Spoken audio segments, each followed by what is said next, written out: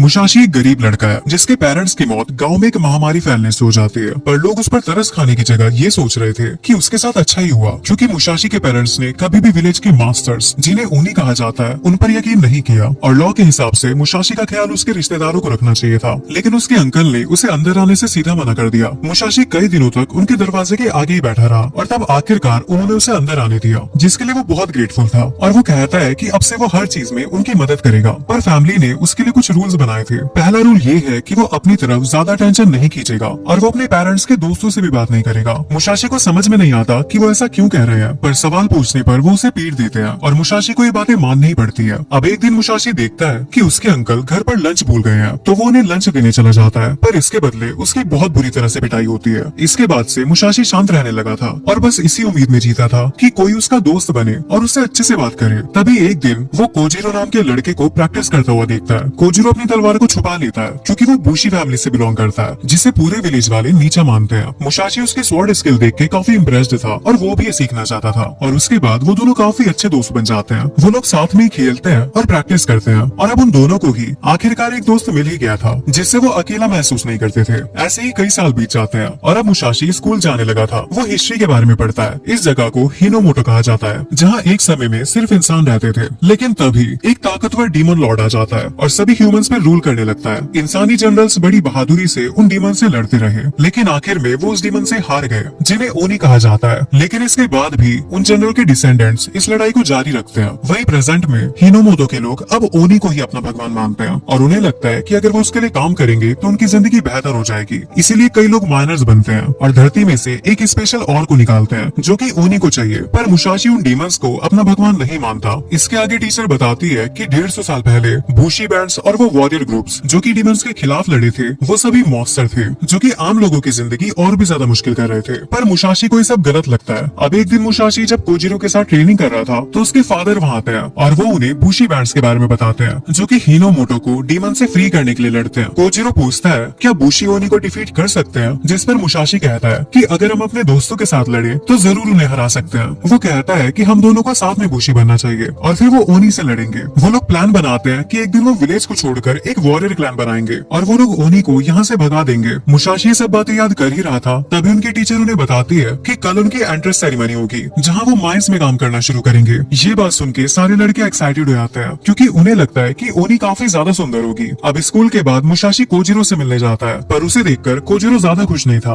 वो मुसाशी को घर जाकर एंट्रेंस सेरेमनी की तैयारी करने को कहता है, पर तभी मुसाशी बताता है कि ये कुल्हाड़ी उसकी वेपन है और वो इसी से ओनी को हराएगा। और क्योंकि वो माइंस में काम करना नहीं चाहते, मुसाशी कहता है कि हमें अभी ही विलेज को छोड़कर चले जाना चाहिए। पर कोजिरो कहता है कि ये एक अच्छा हथियार नहीं हो सकता। पर मुसाशी कहता है कि मेरा यही हथियार है, क्योंकि खुदाई करते वक्त मैंने इसी से प्रैक्टिस की है। तभी कोजिरो को गुस्सा आ जाता है और वो कहता है कि ये सब झूठ है। उसके फादर ने झूठ बोला था कि बूशी हीरो होते हैं और ये भी झूठ था कि ओनी किसी तरह की डीमंस है। मुसाशी उससे कहता है कि तुम इतनी जल्दी हार नहीं मान सकते, तुम्हें अपने बूशी बनने के सपने को नहीं छोड़ना चाहिए। ये सुन के कोजिरो हंसता है और कहता है कि तुम खुद इन बातों पे विश्वास नहीं करते। मैंने देखा है कि तुम कैसे बाकी स्टूडेंट के साथ ये चिल्लाते हो कि तुम्हारा सपना माइनर बनने का है। कोजिरो कहता है कि तुम झूठे हो क्योंकि तुम गर्व से उन सबको ये नहीं बता सकते कि तुम्हारा सपना बूशी बनने का है। अब गुस्से में मुसाशी वहाँ से चला जाता है, पर कोजिरो ये सब इसलिए कह रहा था क्योंकि वो नहीं चाहता था कि मुसाशी भी उसी की तरह दुख झेलता हुआ मुश्किल भरी जिंदगी जिए। शाम को कोजिरो अपनी तलवार को अपने पास रखे हुए कचरा उठा रहा था और ये चीज देख के सारे विलेजर उसका मजाक उड़ा रहे थे। वो याद करता है कि उसके फादर ने कहा था कि वो हमेशा अपनी स्वॉर्ड को अपने साथ रखे क्योंकि वॉरियर्स की यही आइडेंटिटी होती है। पर इसकी वजह से उसके साथ हर जगह पे भेदभाव ही होता रहा। सभी लोग उसका मजाक उड़ाते रहे और उस तलवार का वजन उसे हमेशा ये याद दिलाता रहा कि उसकी जिंदगी कैसी रही और उसे जिंदा रहने के लिए लोगों का फेंका हुआ खाना खाना पड़ता था। इसलिए वो नहीं चाहता था कि मुसाशी की जिंदगी भी उसी की जैसी हो जाए, क्योंकि वो उसे अपना भाई मानता था। अब अगले दिन माइनिंग स्टूडेंट्स की एंट्रेंस सेरेमनी थी, जहाँ वो सभी लोग एक बड़े से गेट के बाहर आके खड़े होते हैं, जहाँ कुछ स्टूडेंट्स एक्साइटेड भी थे कि उन्हें फाइनली ओनी से मिलने का मौका मिलेगा।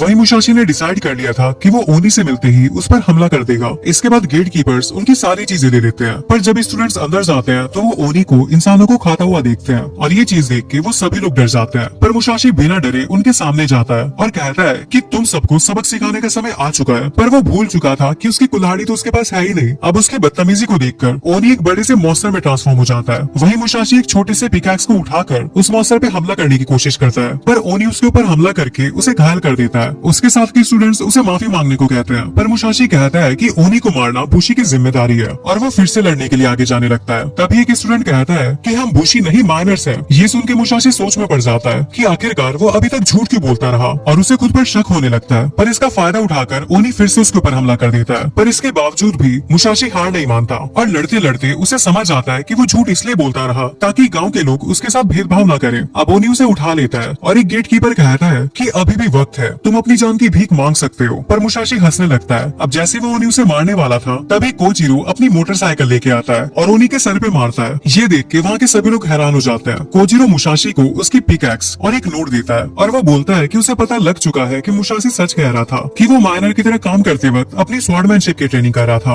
ऑफिशियल्स कहते हैं कि उस बाइक का किसी के पास होना एक नेशनल क्राइम है और इसके लिए उन्हें मौत की सजा सुनाई जाती है। वहीं जो ओनी नीचे गिरा था वो फिर से खड़ा हो जाता है और उसी वक्त काफी सारे ओनी उन्हें मारने के लिए आने लगते हैं। पर मुसाशी को लगता है कि एक अच्छा मौका है खुद को कोजिरो के सामने साबित करने का। इसके बाद वो अपनी बनाई हुई टेक्निक का यूज करने लगता है। कोजिरो को समझ नहीं आ रहा था कि वो क्या कर रहा है। तभी उसे याद आता है कि उसने इस टेक्निक को मुसाशी की नोटबुक में देखा था। इसके बाद मुसाशी हवा में जंप करता है और एक ही हमले से उस डीमन को आधे में काट देता है। पर ये देख के बाकी के ओनी में ट्रांसफॉर्म हो जाते हैं। लड़ते वक्त मुसाशी कोजिरो से कहता है कि मैंने तुम्हें अपने साथ इसलिए आने को नहीं कहा कि मैं डरा हुआ हूँ, बल्कि मैं इसलिए चाहता था कि तुम साथ आओ क्योंकि अकेले जीतना काफी लोनली होता है। उसके बाद वो वहाँ के सभी मॉन्स्टर्स को हरा देते हैं और मुसाशी कोजिरो को अपने साथ लड़ने के लिए कहता है। ये देख के कोजिरो को उनका बचपन याद आता है और वो उसके साथ चलने के लिए मान जाता है। तभी अचानक से आसमान में एक लाल रोशनी आती है जिसकी सारी ऑफिशियल्स पूजा करने लगते हैं क्योंकि वो कोई और नहीं बल्कि ओनी लॉर्ड काइशिन था। वो दोनों से लड़ने के लिए वहाँ पे जाने लगते हैं और रास्ते में वो काफी सारे ओनीस को हराते हुए उन माइनर्स को भी बचाते हैं। इसके बाद वो काइशिन तक पहुँच जाते हैं जो कि एक लाल रंग का पक्षी था। पर तभी वो लोग ये देख के हैरान हो जाते हैं कि वो छोटी सी बर्ड से एक बड़ा सा मॉन्स्टर में ट्रांसफॉर्म हो जाता है। उन्हें यकीन ही नहीं होता कि वो मॉन्स्टर इतना ज्यादा बड़ा है। काइशिन उन्हें अपने पैरों से दबाने की कोशिश करता है। ये देखकर वो दोनों बाइक पे बैठ के वहाँ से भागने लगते हैं। पर काइशिन के जमीन पे पैर मारते ही वो दोनों हवा में उछल जाते हैं। अब काइशिन अपनी असली फॉर्म में आ चुका था। कोजिरो मुसाशी को वहाँ से जाने के लिए कहता है पर मुसाशी बेहोश हो चुका था। कोजिरो काइशिन से लड़ने की कोशिश करता है पर काइशिन उसकी तलवार को खाने के लिए उसे पकड़कर उठा लेता है। जब मुसाशी को होश आता है तो वो देखता है कि काइशिन उसके हाथ से तलवार छुड़ाने के लिए उसे इधर उधर झटक रहा है, जिसके बाद वो उसे जमीन में घसीटने लगता है। इसी दौरान उसे याद आता है कि वो बचपन में उस तलवार से कितनी नफरत करता था और अब काइशिन उस तलवार को छीनने में कामयाब हो जाता है और उसे खा जाता है। ये देख के कोजिरो को अपने फादर की याद आती है जिन्होंने सिखाया था कि एक बुशी की स्वॉर्ड उसका प्राइड होता है। तभी वो देखता है कि उसकी तलवार लाने के लिए मुसाशी काइशिन की तरफ दौड़ता हुआ जा रहा है। वो काइशिन के ऊपर चढ़ने लगता है और उसके पेट तक पहुंच जाता है और अपनी एक्स से उस पर हमला कर देता है और दर्द के कारण काइशिन चिल्लाने लगता है। वहीं मुसाशी उसका पेट तोड़ने के लिए उस पर हमला करता रहता है। काइशिन उसे मारने की कोशिश करता है पर मुसाशी बार बार उसके हमले को डॉज कर लेता है, जिसकी वजह से काइशिन अपने ही पेट को तोड़ने के लिए मुसाशी की मदद कर रहा था। और अब एक आखिरी हमले के साथ मुसाशी उसके पेट को फोड़ देता है जिससे मॉन्स्टर नीचे गिर जाता है और मुसाशी उसके पेट में घुस जाता है। कोजिरो को लगता है कि मुसाशी मर चुका है पर तभी वो देखता है कि मुसाशी काइशिन के पेट से उसकी तलवार लेके बाहर आता है, जिसके बाद कोजिरो उसकी तलवार वापस लाने के लिए मुसाशी का शुक्रिया अदा करता है। उसी वक्त ऑफिशियल्स रिपोर्ट करते हैं कि बुशी बैंड का फोर्ट्रेस उनकी तरफ बढ़ रहा है। जब वो लोग ऊपर चढ़ते हैं तो वो देखते हैं कि एक बड़ा सा फोर्ट्रेस माइनिंग की जगह पे आ रहा है। पर तभी एक बैरियर उन्हें रोक देता है। पर उस फोर्ट्रेस के अंदर से काफी सारे बुशी बाहर आते हैं और वो अपनी मोटरसाइकिल से उस बैरियर को तोड़ देते हैं, जिसके बाद वो सभी काइशिन को खत्म करने के लिए वहाँ पे पहुंच जाते हैं। बुशी बैंड को देखकर मुसाशी और कोजिरो काफी हैरान थे। वहीं वो सभी वॉरियर्स उड़ते हुए काइशिन पे हमला करने चाहते हैं। उस बुशी बैंड का लीडर कैप्टन नटोरा उनके पास आता है और कहता है कि ये जगह बच्चों के लिए सेफ नहीं है और उन्हें वहाँ से जाने को कहता है। पर मुसाशी बोलता है कि वो लोग बच्चे नहीं है और बताता है कि उसी ने उस काइशिन के पेट को फाड़ा है। पर ये सुन के नाटोरा हंसने लगता है और कहता है कि काइशिन को हराने के लिए सिर्फ उनका पेट काटना ही काफी नहीं होता, क्योंकि वो बहुत ही जल्दी खुद को रीजनरेट कर सकते हैं। और उस मॉन्स्टर को फिर से खड़ा हुआ देख के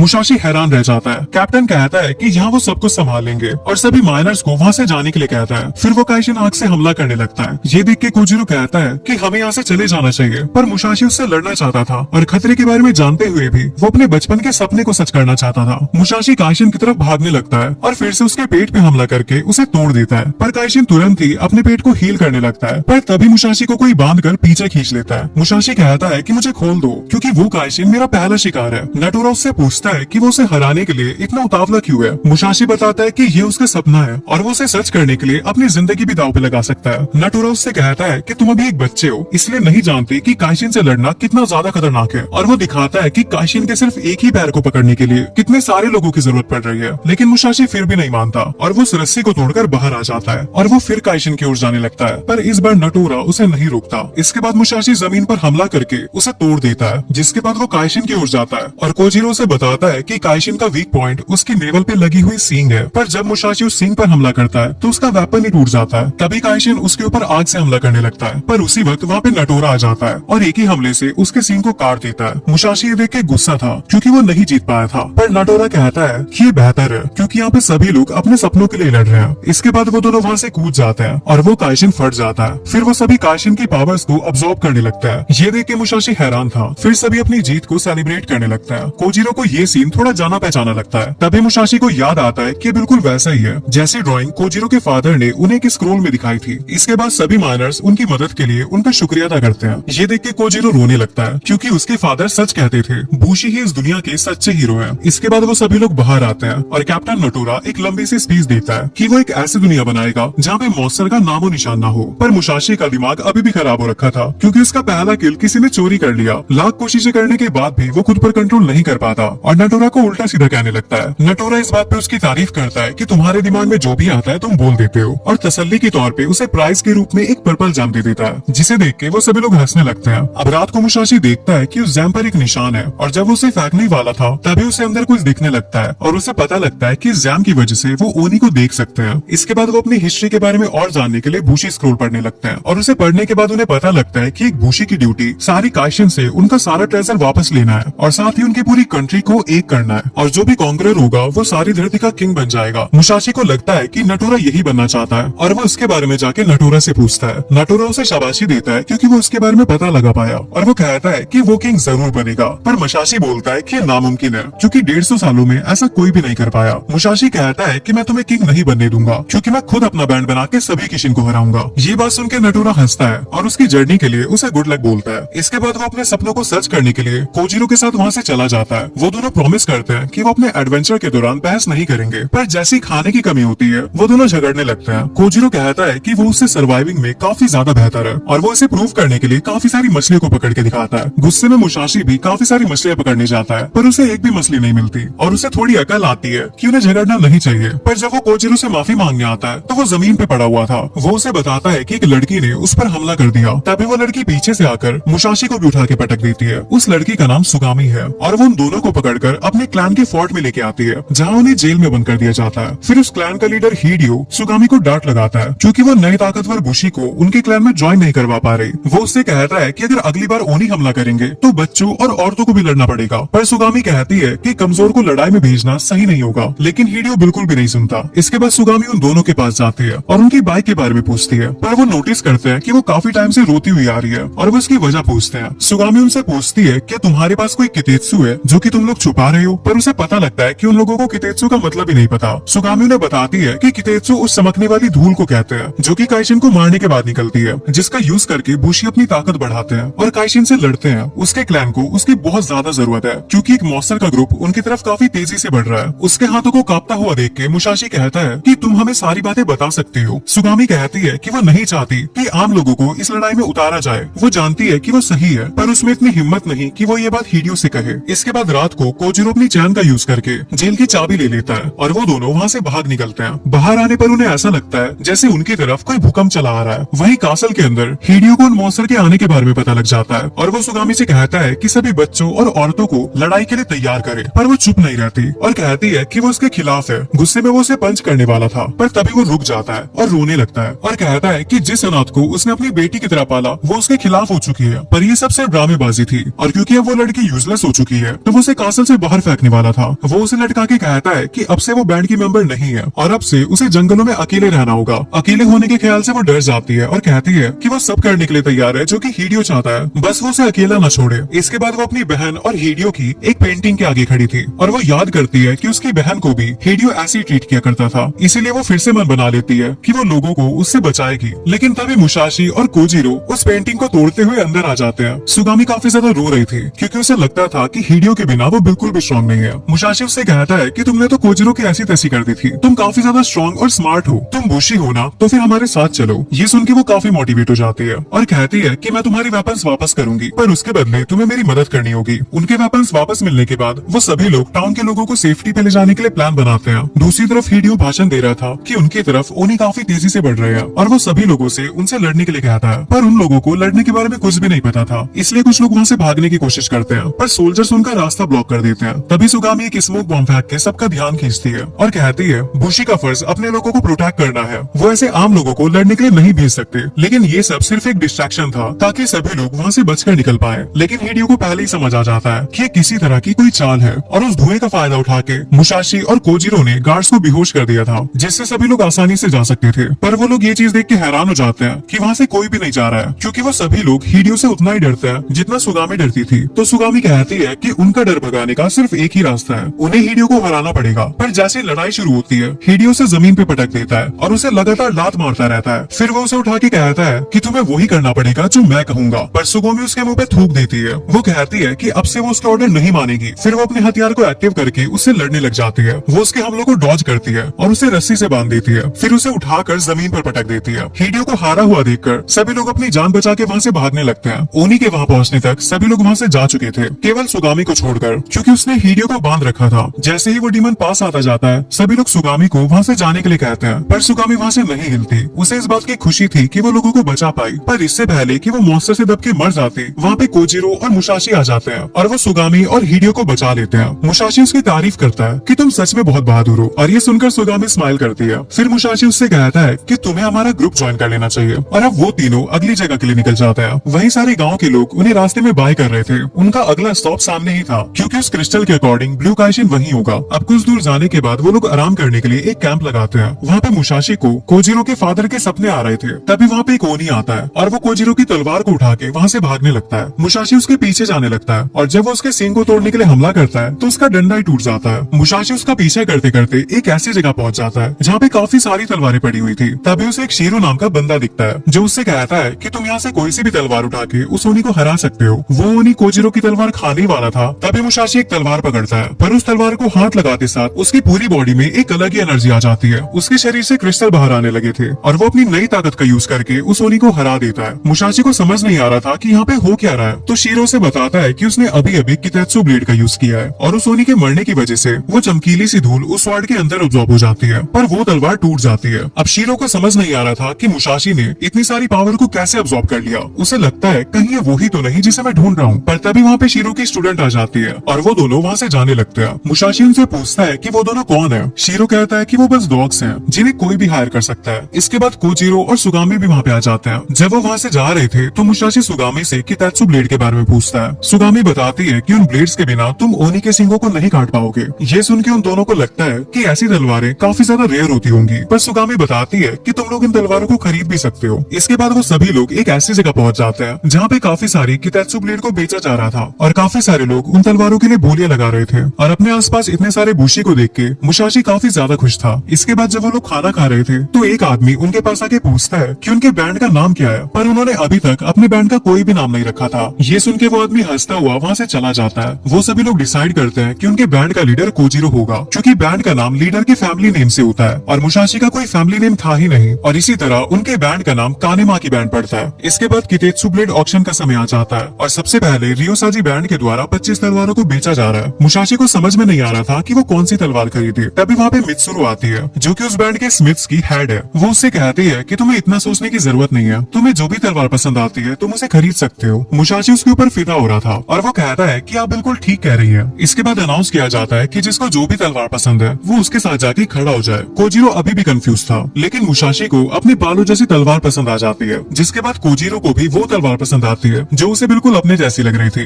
क्योंकि सभी लोगों ने उसे इग्नोर किया था और अकेला छोड़ दिया था। जब मुसाशी उस तलवार को पकड़ता है तो उसे अजीब सा फील होने लगता है। मित्सुरु बताती है कि वो स्वार्ड उसका ट्रायल ले रही है, जिसके बाद वो डिसाइड करेगी कि वो उसका मालिक बनने लायक है भी या फिर नहीं। इसके बाद जब कोजिरो अपनी तलवार पकड़ता है तो वो उसे थोड़ी देर में एक्सेप्ट कर लेती है और उसके चारों तरफ ब्लू कलर का ऑरा आ जाता है। वो अपने आसपास देखता है कि सभी का कलर अलग था। मित्सुरु बताती है कि सभी बुशी की सोल का कलर अलग होता है और ब्लेड के मिनरल्स उसी रंग के ग्लो करते हैं। वो कहती है कि कोजिरो का कलर ब्लू है, जो कि काफी ज्यादा कॉमन है और उसके हिसाब से हर एक बैंड में कोई ना कोई रेड कलर का जरूर होना चाहिए। वही मुसाशी का ट्रायल अभी भी चल ही रहा था। उसे अपने होम टाउन का सीन दिखने लगता है, जहाँ पास्ट में ओनी की पूजा करने वाले लोगों ने कोजिरो के फादर को मार दिया था। वो मुसाशी से कुछ कहते हैं पर वो सुन नहीं पाता। तभी वो उस मेमोरी से बाहर आ जाता है और अपने सामने एक लड़की को देखता है और वो भी उससे कुछ कह रही थी, पर उसे कुछ भी सुनाई नहीं दे रहा था। फिर वो उसे हक कर लेती है, लेकिन तभी अचानक से उसकी खली जैसी बॉडी बन जाती है और वो उसके दोनों हाथों को खींचते हुए कहती है, मुझे तुम्हारी जरूरत नहीं है। उसके बाद वो असल दुनिया में वापस आता है और उसके शरीर से ब्लैक कलर के क्रिस्टल निकलने लगे थे।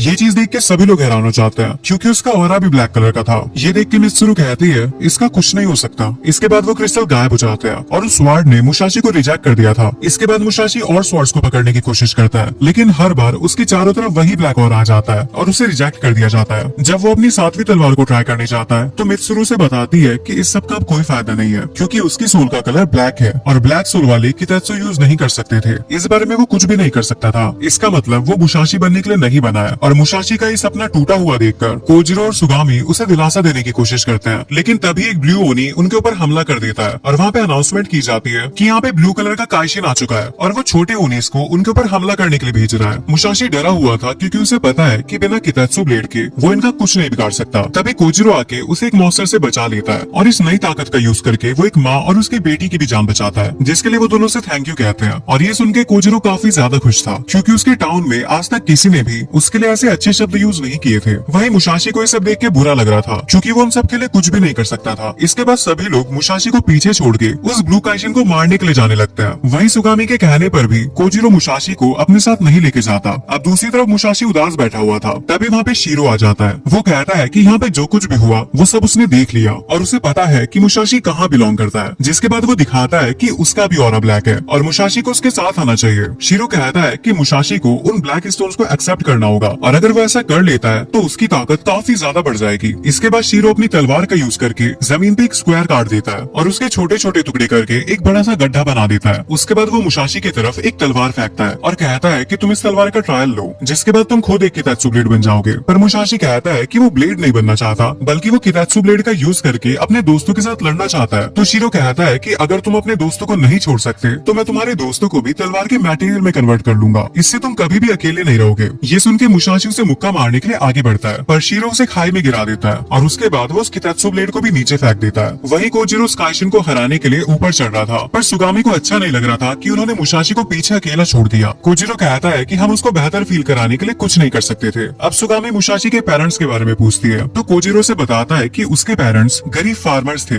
लेकिन ये सुन के सुगामी को यकीन नहीं होता। इसके बाद वो उसे बताता है कि उनकी दोस्ती कैसे हुई। गाँव का कोई भी इंसान मुसाशी फैमिली को पसंद नहीं करता था, लेकिन मुसाशी के पेरेंट्स को इससे कोई फर्क नहीं पड़ता था। वो लोग काफी ज्यादा अच्छे और मेहनती थे, लेकिन उसके बाद उनकी मौत हो गई। वहीं दूसरी तरफ वही लड़की ननाओ आती है और उसे पता लगता है कि जिस ऑब्सिडियन गॉडेस को शीरो ढूंढ रहा था वो मुसाशी के अंदर ही थी और इसीलिए उसने उसे गड्ढे में धक्का दे दिया। वो कहती है कि अब मुसाशी को काफी मुश्किल डिसीजन लेना होगा। वहीं दूसरी तरफ मुसाशी अभी तक गिर ही रहा था, तभी वो उस तलवार को पकड़कर खुद को नीचे गिरने से बचा लेता है। पर उस तलवार को पकड़ते साथ उसके शरीर से वो क्रिस्टल बाहर आने लगे थे और अब उसके पास सिर्फ दो ही चॉइसेस हैं, या तो वो नीचे लावा में गिरकर मर जाए या तो अपना होश खोकर काले पत्थर में बदल जाए। मुसाशी किसी तरह दर्द सहने के बाद भी उन पत्थर का इस्तेमाल करके ऊपर चढ़ने की कोशिश कर रहा था, पर तभी एक लड़की की आवाज आती है जो कहती है कि वो उसे ऐसा नहीं करने देगी। तभी उसका पूरा शरीर क्रिस्टल से भर जाता है, जिससे वो सीधा जाकर लावा में गिर जाता है। पर क्रिस्टल्स की वजह से वो बचा हुआ था और अपनी कॉन्शियसनेस के अंदर मुसाशी उसी गॉडेस को देखता है जो कहती है तुम्हारी भलाई के लिए तुम्हें यहीं रुकना चाहिए। मुसाशी कहता है पर उसके दोस्तों को उसकी जरूरत है। तभी वो गॉडेस वापस से बड़ी बन जाती है और उसका हाथ पकड़ के कहती है कि तुम अपने दोस्तों के लिए बस मुसीबत ही खड़ी करोगे। फिर वो मुसाशी को उसका दुख भरा पास्ट दिखाने लगती है, जब मुसाशी को देख के कोई भी बात नहीं करता था और सभी लोग उससे नफरत करते थे। तभी एक औरत उसे पत्थर देके कहती है कि वो इससे कोजिरो के डैड को मारे, क्योंकि उन्हें भी टाउन का कोई भी इंसान पसंद नहीं करता था और अपने आसपास के लोगों के प्रेशर की वजह से वो उन्हें पत्थर मार भी देता है और कहता है कि बुशी को जिंदा रहने का कोई हक नहीं है और इस बात का रिग्रेट उसे आज तक है। गॉडेस कहती है कि ना तुम कभी बुशी बन सकते हो और ना ही कभी कितेत्सु ब्लेड को उठा सकते हो, इसलिए तुम्हें सारी दुनिया को छोड़कर मेरे साथ ही रहना चाहिए और तुम किसी भी ओनी से नहीं लड़ सकते। तुम अपने दोस्तों के लिए यूजलेस हो। ऐसा कहते कहते वो मुसाशी को क्रिस्टल में बदलने लगती है। वहीं जब सभी लोग ऊपर पहुंचते हैं तो वो ये देख के हैरान थे कि उस काइशिन का कोई सर ही नहीं था। उन्हें लगता है कि शायद उसकी मौत हो चुकी है, पर अगर ये मरा होता तो ये कितात्सु में कन्वर्ट हो जाता। इसका मतलब अभी तक किसी ने भी उसका सिंग डिस्ट्रॉय नहीं किया है। वो उस इंसान को ढूंढने जा ही रहा था, तभी वहाँ से शीरो कूदता है और सभी को बताता है कि उसी ने उसका सर काटा है। पर तभी सारे सोल्जर्स उसे घेर लेते हैं और उस सर की लोकेशन के बारे में पूछते हैं, लेकिन वो अपने तलवार के एक ही स्विंग से उन सभी सोल्जर्स को आधे में काट देता है। वो कहता है कि वो यहाँ पे सबकी कितात्सु ब्लेड लेने आया है, इसका मतलब सभी को मरना होगा और सभी लोग समझ जाते हैं कि शीरो एक स्वॉर्ड हंटर है जो कि स्वॉर्ड के ओनर्स को मार के उनकी कितात्सु ब्लेड ले लेता है। इसलिए सारे बुशी उससे लड़ने के लिए तैयार हो जाते हैं, पर शीरो अपनी स्वॉर्ड की एक ही स्विंग से जमीन को कई टुकड़ों में काट देता है, जिसकी वजह से काफी सारे बुशी एक ही झटके में हार जाते हैं। ये देख के सभी लोग डर चुके थे। इसके बाद शीरो कोजिरो की तरफ बढ़ने लगता है और कहता है कि उसने पहले पहले ही मुशाशी को स्वॉर्ड के मटेरियल में बदल दिया है और अब थोड़े ही समय में कोजिरो का भी वही हाल होने वाला है। ये सुन के कोजिरो घबरा जाता है क्योंकि उसे लगता है कि शिरो ने मुशाशी को मार दिया है। वहीं दूसरी तरफ मुशाशी पूरी तरीके से ब्लैक स्टोन में कन्वर्ट हो चुका था, पर वो अभी भी जिंदा था। गॉडेस कहती है कि उसे अब किसी से भी लड़ने की जरूरत नहीं है, वो अब हमेशा के लिए यहाँ पर छुप कर रह सकता है। तभी एक ग्रीन सी रस्सी उसे ऊपर खींच लेती है और ये सब कुछ ननाओ कर रही थी। जब मुशाशी को होश आता है तो उसके शरीर से वो सारे क्रिस्टल गिरने लगे थे। ननाओ ने उसे इसलिए खींचा था क्योंकि उसे लगा था कि अभी तक वो ब्लैक स्टोन में कन्वर्ट हो चुका होगा, लेकिन मुशाशी अभी भी होश में था। जिसके बाद गांव के लोग आकर उसे कपड़े पहना देते हैं। अब जैसे ही उसे सब कुछ याद आता है वो कोजिरो और सुगामी की मदद करने के लिए जाने लगता है। इसके बाद वो अपने पास्ट को याद करता है जब उसने अपनी उस हरकत के लिए कोजिरो के डैड से माफी मांगी थी। वो कहता है कि असल में तो मुझे मर जाना चाहिए था, पर कोजिरो के डैड उसे अंदर बुलाते हैं और उससे कहते हैं कि उन्हें पता है कि वो कैसे सिचुएशन में था और उन्होंने उसे पहले ही माफ कर दिया है। जिसके बाद वो उसका शुक्रिया अदा करते हैं क्योंकि गाँव में सबसे पहला वही था जिसने कि उन्हें प्यार दिखाया था और उसी की वजह से कोजिरो भी खुश रहने लगा था और इसीलिए वो उसे हमेशा कोजिरो का ध्यान रखने के लिए कहते हैं। वहीं दूसरी तरफ शीरो ने तबाही मचा रखी थी। सभी उससे डर के वहाँ से भागने लगते हैं, पर शीरो सिर्फ कोजिरो का ही पीछा कर रहा था। तो कोजिरो अपनी किताचू ब्लेड का यूज करके शीरो के ऊपर हमला करता है, पर शीरो उसके हमलों को इग्नोर करता हुआ आगे बढ़ता रहता है। जिसके बाद शीरो आसानी से उसे घायल कर देता है और उसे उठाकर उसकी जान लेने ही वाला था तभी वहाँ पे मुशाशी आ जाता है। शीरो को मुशाशी का करंट स्टेट काफी ज्यादा इंटरेस्टिंग लगता है क्योंकि अभी वो आधा स्टोन और आधा इंसान में फ्यूज हो रखा है। ननाओ अपना मिशन फेल होने की वजह से उससे माफी मांगती है, पर शीरो कहता है कि उसे उसके अंदर की गॉडेस चाहिए ताकि वो अपनी ताकत को और बढ़ा सके और वो दोनों लड़ने के लिए तैयार हो जाते हैं। इधर मुशाशी की टीम भी लड़ने के लिए तैयार थी। तभी ननाओ कहती है कि तुम सबकी लड़ाई मुझसे होगी और उसके हाथ का वेपन 7 हिस्सों में बदल जाता है और उन सभी से तलवारें बन जाती है और वो उन 7 ब्लेड से उनके ऊपर हमला कर देती है, जिससे वो लोग काफी मुश्किल से ही डॉज कर पा रहे थे क्योंकि जैसे वो एक को डॉज करते हैं दूसरी भी उनके पीछे आ जाती है। पर मुशाशी को लगता है कि वो उसे हरा सकता है क्योंकि वो कोई ओनी नहीं है। ननाओ उसके ऊपर 3 ब्लेड से हमला करती है पर मुशाशी उन तीनों ही ब्लेड से बच जाता है। फिर ननाओ उसके ऊपर चौथे ब्लेड से हमला करती है और इससे लड़ने के लिए मुशाशी अपनी तलवार को एक पत्थर में घुसा देता है और इस टेक्निक का यूज करके वो उसके फेंके हुए ब्लेड के ऊपर से जाता है। ये देख के ननाओ हैरान हो जाती है, पर फिर भी मुशाशी उसके ऊपर अटैक नहीं कर पाता और ननाओ के अटैक से वो उन दोनों के पास जाके गिरता है। फिर वो तीनों मिलके उसे हराने का प्लान बनाते हैं। ननाओ को ऐसा लग रहा था कि वो तीनों उसके ऊपर एक साथ हमला करेंगे, पर वो ये देख के हैरान हो जाती है कि उनमें से 2 उल्टी डायरेक्शन में भाग रहे हैं। उसे ऐसा लगता है कि कोजिरो यहाँ पे इसलिए रुका है ताकि वो दोनों यहाँ से भाग सके, तो वो कोजिरो को इग्नोर करके मुशाशी को पकड़ने जाती है। उसे ऐसा लग रहा था कि उसने मुशाशी को हरा दिया है, पर असल में ये उनका प्लान था। मुशाशी उसके अटैक को ब्लॉक कर लेता है क्योंकि सुगामी उसकी मदद कर रही थी। उसके बाद मुशाशी अपनी तलवार से उस स्टाफ के सेक्शन को काट देता है। ये देख के उन्हें लगता है कि वो उसे जरूर हरा देंगे, पर तभी वहाँ पे शीरो आ जाता है और कहता है कि तुम पीछे हटो, इन्हें मैं संभालता हूँ। जिसके बाद वो अपनी ब्लेड रिंग्स का यूज करता है। इसका मतलब ये है कि उसका अगला हमला काफी खतरनाक होगा। पर जैसे वो अटैक करता है तब शुरुआत में तो कुछ नहीं होता, पर तभी वो पहाड़ एक पर्पल बॉक्स से कवर हो जाता है और तुरंत ही वो पूरा पहाड़ पलट जाता है, जिसकी वजह से काफी सारे लोग नीचे गिरने लगे थे। पर कुछ लोगों ने अपनी ब्लेड्स को बचा लिया था। शीरो किसी ओनी मॉन्स्टर से भी काफी ज्यादा ताकतवर था और वो जमीन को काटकर उन लोगों को भी नीचे गिराने लगता है जो कि अपनी ब्लेड से बचे हुए थे।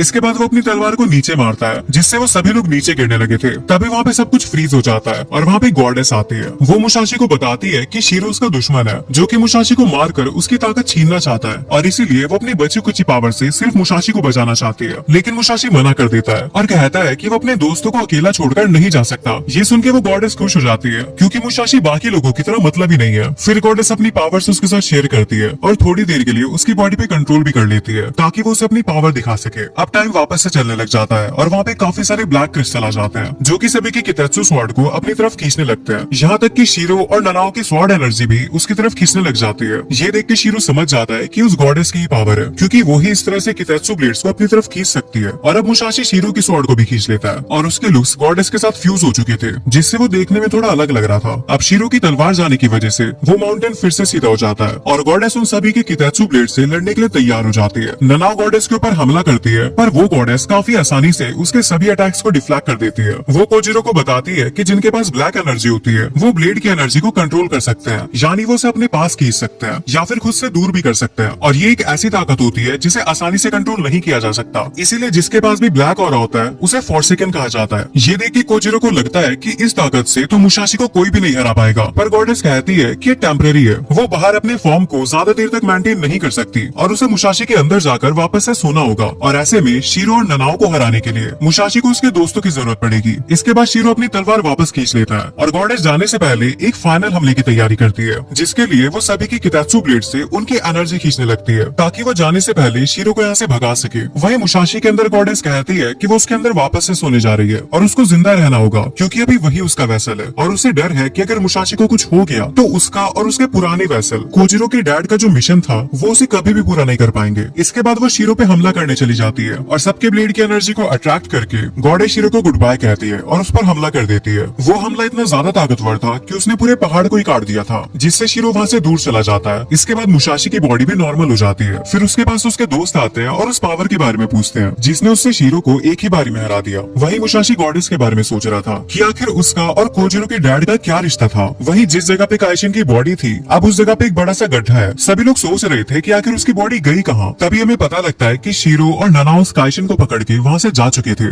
यहाँ तक कि इतने खतरनाक हमले से भी उन्हें जरा से भी चोट नहीं आई थी, बल्कि वो इस बात से खुश थे कि आखिरकार उन्हें गॉडेस के बारे में पता लग चुका है। दूसरी तरफ मुसाशी की टीम उस हमले में मारे गए लोगों को श्रद्धांजलि दे रहे थे। अब रात को सोने के लिए मित्सुरो ने एक जगह देती है और अगली सुबह मुसाशी फिर से उस कितात्सु ब्लेड को उठाने वाला होता है। कोजिरो को पता था कि अब उसके अंदर वो ब्लैक ऑरा नहीं निकलेगा क्योंकि गॉडेस ने बताया था कि जब वो उसके अंदर सोने जाएगी तो वो ब्लैक ऑरा वाली पावर चली जाएगी। और अब जब मुसाशी उस ब्लेड को उठाता है तो उसके चारों तरफ रेड कलर का ऑरा था जो कि सबसे ज्यादा रेयर है। अब कैश के बाद मुसाशी कोजिरो से पूछता है कि क्या उसके डैड ने कभी ऑब्सिडियन गॉडेस के बारे में उससे कुछ कहा, तो कोजिरो कहता है कि उसे इस बारे में कुछ नहीं पता। फिर मुसाशी पूछता है कि वैसे तुम्हारे डैड के पास ये बाइक कहाँ से आई, क्योंकि विलेज में तो ये किसी के पास नहीं थी। इसके बाद कोजिरो हिनोमोतो का मैप लेके आता है क्योंकि अब वो मुसाशी वर्ल्ड के बारे में और जानना चाहता है जिसके बारे में उसके डैड ने उसे इतना कुछ बताया था। वहीं दूसरी तरफ शीरो और ननाओ भी उसके डैड के बारे में बात कर रहे थे क्योंकि 50 साल पहले उन्होंने गॉडेस को समन किया था। उन्हें लगता है कि गॉडेस का मुसाशी को वैसल बनाने के पीछे जरूर कोई रीजन है। इसके बाद वो ईस्ट जाने लगते हैं जहाँ उनकी बाइक एक घने फॉरेस्ट में फंस जाती है। अब मुसाशी को बाइक चलाने का ट्राई करना था, इसलिए वो उसके ऊपर बैठ के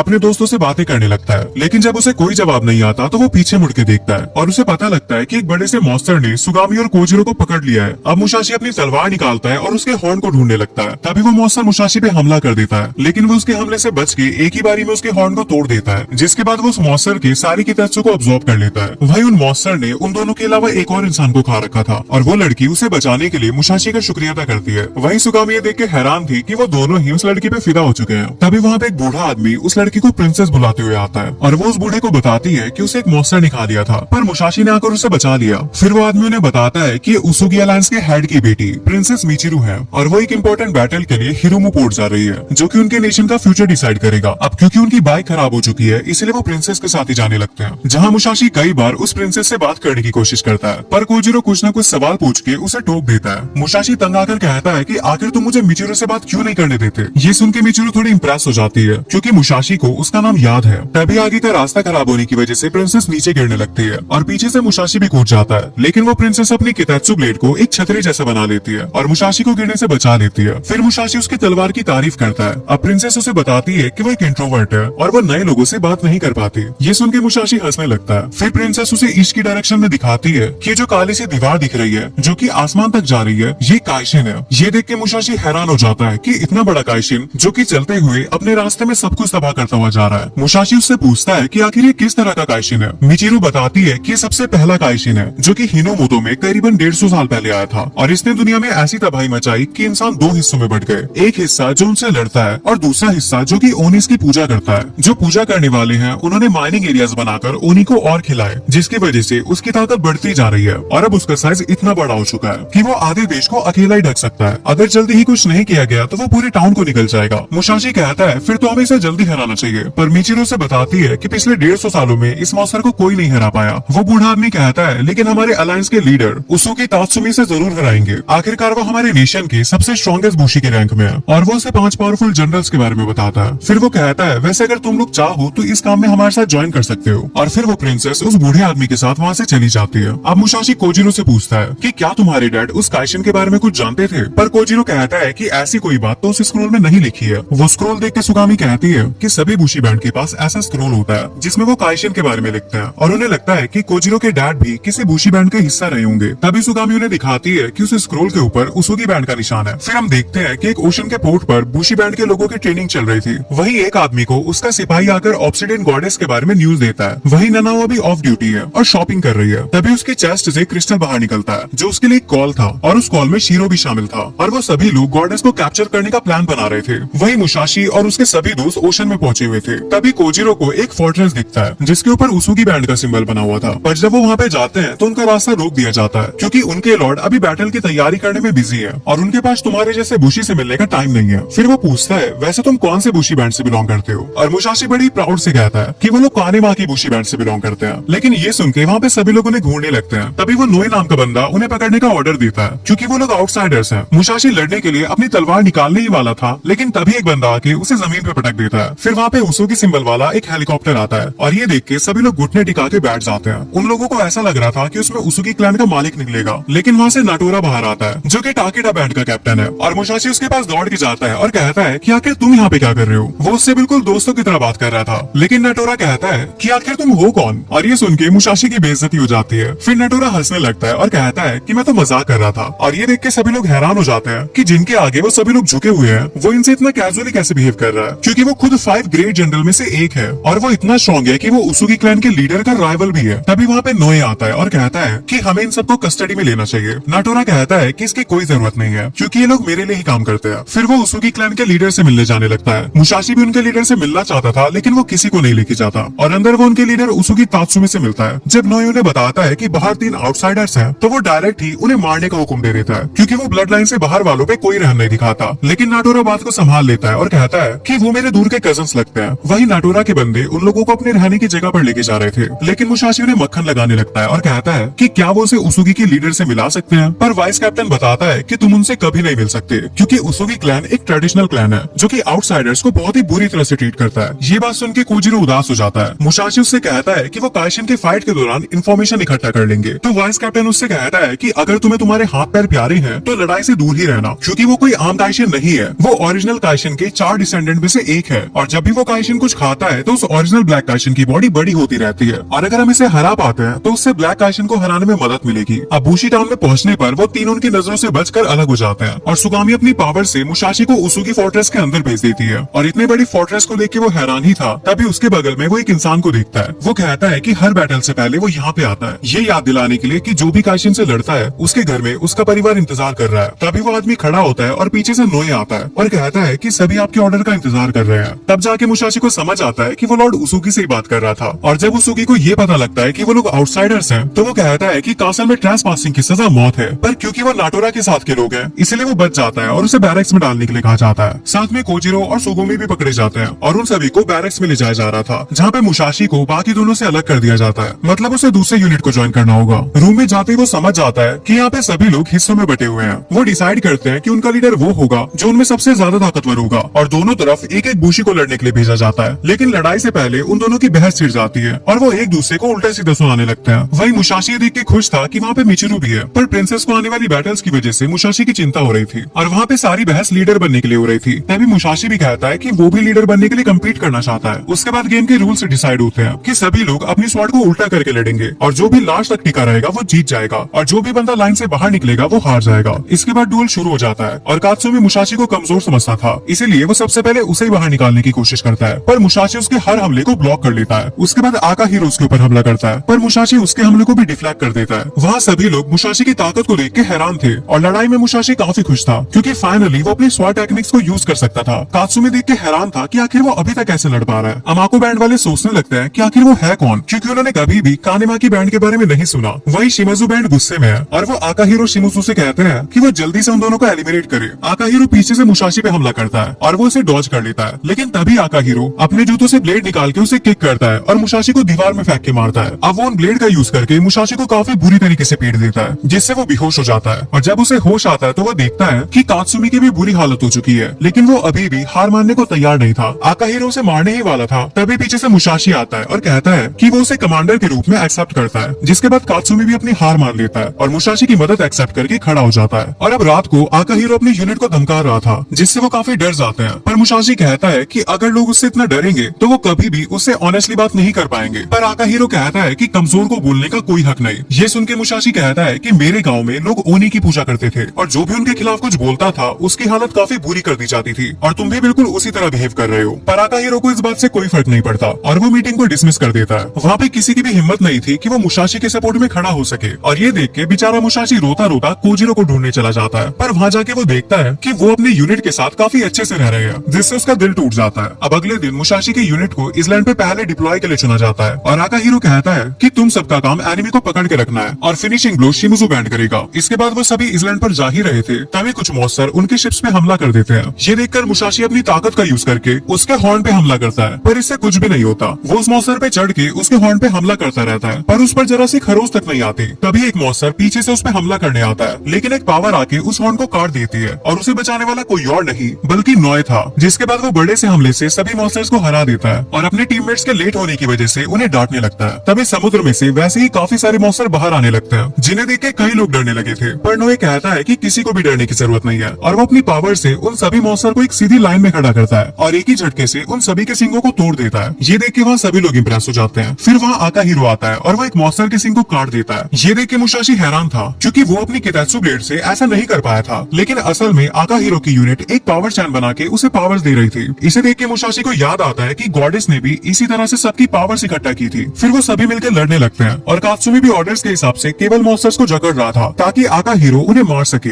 अब मुसाशी को रियलाइज होता है कि यहाँ पे सभी लोग डर की वजह से ऑर्डर्स नहीं मान रहे हैं, बल्कि उन सभी का एक ही गोल है और इसी वजह से वो मिलकर लड़ते हैं। उसके बाद हम नटोरा और उसुगी को देखते हैं। उसुगी बताता है कि उन्हें ऑब्सिडियन गॉडेस मिल चुकी है और अगर वो उसकी पावर को यूज करते हैं तो वो इस लड़ाई में जरूर जीत जाएंगे। पर प्रॉब्लम की बात ये है कि उसके दुश्मनों को भी इस बारे में पता है और वो उन्हें रोकने की कोशिश जरूर करेंगे। दूसरी तरफ मुसाशी अपने आप को नल्ला समझ रहा था और कहीं वो दूसरों के रास्ते में रुकावट न बने, इसलिए वो वहाँ से जाने का डिसाइड करता है। पर तभी वहाँ कात्सुमी आके उसे रोक देता है और अच्छी अच्छी बातें करके उसे मोटिवेट कर देता है, जिससे मुसाशी की नजरों में वो एंजल बन चुका था। अब कात्सुमी उसे बताता है कि आवाजी इसलैंड उसका होम टाउन हुआ करता था, पर उसके ऊपर ओनी का कब्जा है, इसलिए वो उन्हें खत्म करना चाहता है। अगले दिन मुसाशी कात्सुमी के साथ प्रैक्टिस कर रहा था, वहीं मिचिरू भी उन्हें देख रही थी और उसके शरीर से कुछ क्रिस्टल बाहर आ जाते हैं क्योंकि वो सारी इन्फॉर्मेशन ब्लैक डॉग्स के मेंबर्स को दे रही थी। रियलिटी में वो एक स्पाई है जिसे यहाँ पे अडॉप्ट किया गया था और उसके डैड ने उसे ऑब्सिडियन गॉडेस के होस्ट को मारने का मिशन दिया था। वो अपने फादर के दिए हुए मिशन को कंप्लीट करना चाहती थी क्योंकि अगर वो ऐसा नहीं करेगी तो उसके फादर की नजर में उसकी कोई भी वैल्यू नहीं होगी। यटारो उसे अच्छे से इसलिए ट्रीट करता था क्योंकि उसकी 3000 बच्चियों में से सिर्फ वही है जो कि कितात्सु ब्लेड को होल्ड कर सकती थी। पर मिचिरू को अब मुसाशी से प्यार हो चुका है क्योंकि वो पहला इंसान है जिसने बिना किसी मतलब के मिचिरू से इतना अच्छा व्यवहार किया। फिर मुसाशी मिचिरू को बुलाता है ताकि वो स्वॉर्ड के एनर्जी को कनेक्ट करने की प्रैक्टिस कर सके। जब वो अपने स्वॉर्ड को कनेक्ट करता है तो उन दोनों की बॉडी से क्रिस्टल बाहर आ जाते हैं और इसके बाद वो हवा में उड़ने लगते हैं। वहीं क्रिस्टल के अंदर मिचिरू बताती है कि उसके फादर को अब उनकी लोकेशन का पता लग चुका होगा, इसीलिए अब उन्हें यहाँ से भागना चाहिए। वहीं बाहर सारे बुशी उस क्रिस्टल को कंट्रोल करने की कोशिश कर रहे थे। तभी वहाँ पे कोरुको आती है और वह केज बना के उन्हें पकड़ लेती है, जिसके बाद वो उसे छोटा करके जमीन पे गिरा देती है, जिससे वो दोनों वापस से नॉर्मल हो जाते हैं। फिर वहाँ पे उसुगी और कुरुको आते हैं, पर वो मिचिरू को स्पाई समझने की जगह मुसाशी को समझ रहे थे और उसुगी उसे अरेस्ट करने का ऑर्डर दे देता है, जिसके बाद उसे पब्लिकली पनिशमेंट दी जाती है। जहाँ उसके दोस्त कह रहे थे कि वो इनोसेंट है, पर कोई भी उनकी बात सुनने को राजी नहीं था। ये सब मिचिरू दूर से देख रही थी और वो कहती है कि वो मुसाशी को जरूर बचाएगी। जिसके बाद वो अपने क्रिस्टल से अपने फादर को कांटेक्ट करती है, लेकिन ये सब कुछ कुरुको की चाल थी, जिससे उन्हें उसके फादर की लोकेशन का पता लग जाता है। अब इसलैंड पर अटैक करने से पहले सभी अलायंस इकट्ठा हो रखे थे, जहाँ उसुगी बताता है कि वो कल ही उस इसलैंड पे हमला करने के लिए निकलेंगे। तभी उन्हें अनाउंस करता है कि आका हीरो और उसके टीम के मेंबर्स इस बैटल में हिस्सा नहीं लेंगे क्योंकि उन्हें किसी रीजन की वजह से सस्पेंड कर दिया गया है। वहीं मिचिरू सभी सैनिक को मार के मुसाशी को मारने जा रही थी, पर वो उसे मार नहीं पाती बल्कि उसे छुड़ा लेती है। तभी वहाँ पे आका हीरो आता है और वो मुसाशी की गर्दन पे ब्लेड रख देता है। आका हीरो को लग रहा था कि उसका बैंड मुसाशी की वजह से सस्पेंड हुआ है, पर मुसाशी उसे समझाता है कि उसने ऐसा कुछ भी नहीं किया है। तभी वो रियलाइज करता है कि कैसे उसके बैंड मेंबर्स उससे जेलस फील करते हैं। पर उसी वक्त काफी सारे ओनी उनके ऊपर हमला कर देते हैं, लेकिन वो मॉन्स्टर बाकी मॉन्स्टर की तरह नहीं थे। साथ ही में वो मिचिरू को अपनी सिस्टर बोल रहे थे। मुसाशी को समझ नहीं आ रहा था कि यहाँ पे हो क्या रहा है। तभी उसकी सिस्टर मिचिरू के बारे में सब कुछ बताने लगती है कि कैसे मिचिरू उन्हीं में से एक है और उसका मिशन ऑब्सिडियन गॉडेस के होस्ट को मारना था, लेकिन मुसाशी को उन सब पर यकीन नहीं होता। पर मिचिरू कहती है कि ये सब कुछ सच है। तभी उसकी बॉडी से ब्लैक क्रिस्टल बाहर आते हैं और उसके फादर का होलोग्राम आके मिचिरू को उसके मिशन की याद दिलाता है, पर मिचिरू कोई भी रिस्पॉन्स नहीं देती। तभी उसकी सिस्टर मिचिरू को पकड़ के मुसाशी पे हमला कर देती है, पर वो उसके हमले को डॉज करके उस मॉन्स्टर की उंगलियां काट देता है। ये देख के वो सभी उसके ऊपर गुस्सा हो जाते हैं क्योंकि वो मिचिरू के साथ भाग रहा था, जिसके बाद वो मॉन्स्टर उस पे हमला करने जाते हैं, पर मिचिरू बीच में आके मुसाशी को बचा लेती है। वो उसे मारने ही वाले थे, तभी वहाँ पे नाटोरा और कुरोको आ जाते हैं और उन मॉन्स्टर्स के हाथ पैर काट देते हैं, पर उनके बॉडी पार्ट्स काफी जल्दी रीजनरेट हो जा रहे थे। वो कहते हैं कि अगर तुम सब अपनी भलाई चाहते हो तो ऑब्सिडियन गॉडेस को हमारे हवाले कर दो। ये देख के वो दोनों कंफ्यूज हो जाते हैं कि आखिर गॉडेस मुसाशी के अंदर है या फिर मिचिरू के अंदर। मुसाशी मिचिरू को उठाने की कोशिश करता है, पर वो कोई भी जवाब नहीं देती। उसके स्टोन्स ब्लीड कर रहे थे। कुरोको अपनी ब्लेड एनर्जी का यूज करके उसके जख्मों को भर देती है और अचानक से मुसाशी से काफी अच्छे से बात करने लगती है। नोए और बाकी लोग सभी छोटे मोटे ओनिस को हरा देते हैं और अब सिर्फ वो 3 सिबलिंग्स बचे थे, जिनमें से 2 अपनी बड़ी बहन को ही खाने लगते हैं ताकि वो अपनी ताकत बढ़ा सके। ये देख के सभी हैरान थे। तभी वहाँ पे फिर से योटारो का होलोग्राम काम आता है और वो कहता है कि कमजोर बच्चे ताकतवर बच्चों का खाना बनते हैं ताकि वो और भी ज्यादा ताकतवर हो सके। जिसके बाद वो दोनों मॉन्स्टर मर्ज हो जाते हैं। नोए उनके ऊपर हमला करता है पर वो शील्ड का यूज करके बच जाती है क्योंकि याटारो ने उनमें ओरोची का ब्लड मिलाया हुआ है। तभी वहाँ पे और भी ज्यादा मॉन्स्टर पहुंच जाते हैं जो सभी लोगों पर हमला करने लगते हैं। ये देखकर नोए अपनी टीम के साथ कासल की तरफ चला जाता है। वहीं वो मॉन्स्टर बुशी के सारे अटैक्स को बड़ी आसानी से डिफ्लेक्ट कर रहा था। जिसके बाद वो छोटे मोटे ओनिस को भी खाने लगते हैं जिससे उनका साइज पहले से भी ज्यादा बड़ा हो जाता है। फिर उनका फादर कासल पे कब्जा करने का ऑर्डर देता है और साथ ही कहता है कि मिचिरू गद्दार है, अगर तुम चाहो तो उसे भी खा सकते हो। इसके बाद वो बुशी के बारे में कहता है कि तुम लोग एक दूसरे के बिना कुछ भी नहीं हो, तुम में भी हमेशा ताकतवर कमजोर वालों का यूज करता है। अब कात्सुमी सभी मेंबर्स की एनर्जी को कनेक्ट करता है और उसके बाद वो अपने कॉमरेड्स के साथ उसकी पावर्स को शेयर करता है। मुसाशी को समझ में नहीं आ रहा था कि यहाँ पे हो क्या रहा है, तो कोरोको उसे बताती है कि उसुगी की सोल येलो कलर की है जो कि एनर्जी को एनहांस करके अपने कॉमरेड्स की ताकत को बढ़ा सकते हैं। अब उसुगी यातारू से कहता है कि मैं जब भी ताकत इकट्ठा करता हूँ तो मैं उसे बाकियों से शेयर करता हूँ, हम एक दूसरे में भेदभाव नहीं करते।